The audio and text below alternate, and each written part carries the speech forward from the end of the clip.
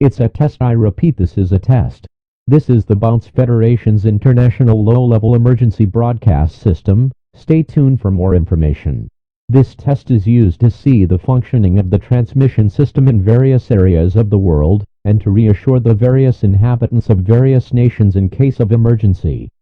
This low-level emergency transmission will be used in case of certain events such as low infectious level diseases, low-risk events where our intervention is required, passage of some of our troops or vehicles in inhabited areas, and information in areas temporarily occupied by us.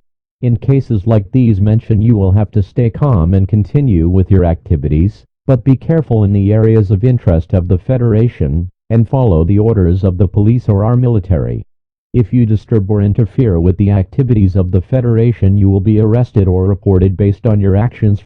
From the Bounce Federation, have a good day. This was a test. I repeat, this was a test.